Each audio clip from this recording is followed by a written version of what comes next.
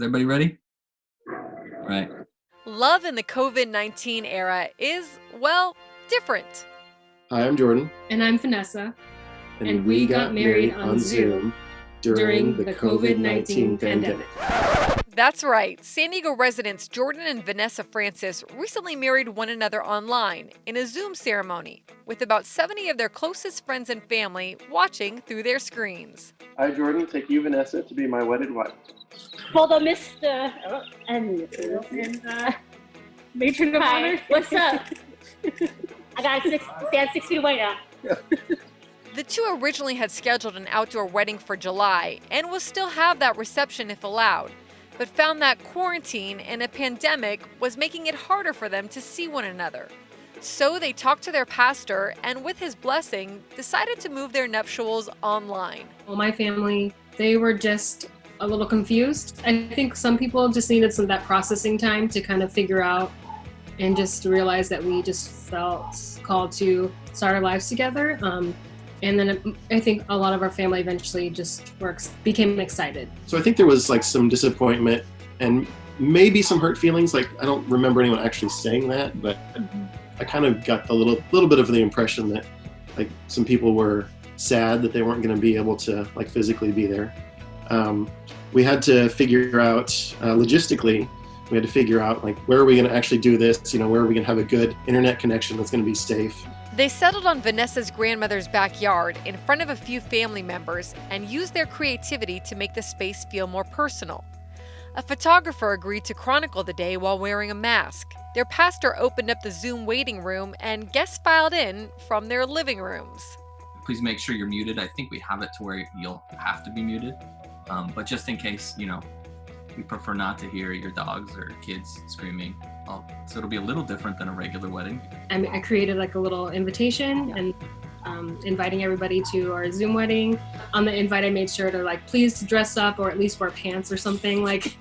Our pastor Dale, he did wear like a tie and a blazer for the ceremony that you could see during the actual ceremony, but his wife had advised him, and he, I'm sure, was more than thrilled to wear shorts so that he would be cool during the ceremony.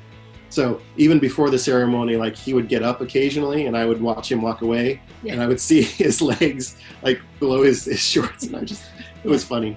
Do you hear me okay, Jordan? Yeah, I can hear you, Dale. Okay. The camera angle look okay? Yeah. The day of, I think I woke up feeling a little nervous, just because I didn't really know what it would be like, if we would have any issues technology-wise. I was a little embarrassed for people to see me, but me not be able to see them. I think I had feelings of just anticipation and nervousness. I didn't expect that. I just thought oh, it's not a big deal. We're just getting married on the internet. It's not a big deal. But I think it evoked a lot of emotions came up that I wasn't planning for, because it's obviously we're taking a big step to merge our lives together, and we're making this commitment in front of all of our friends and family. So I think even though it's over Zoom, that the commitment and the steps we were taking, it's still the same. Upon the authority of God and His Word, it is my privilege to pronounce you husband and wife. Jordan, you may kiss your bride.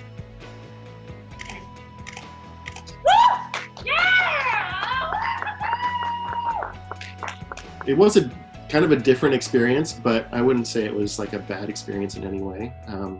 It was definitely something unique, and I was excited to do something a little different than normal. Mostly I was just excited to get married. It is my privilege to introduce to you for the very first time Mr. and Mrs. Jordan and Vanessa Francis. Congratulations. Congratulations. Love you guys.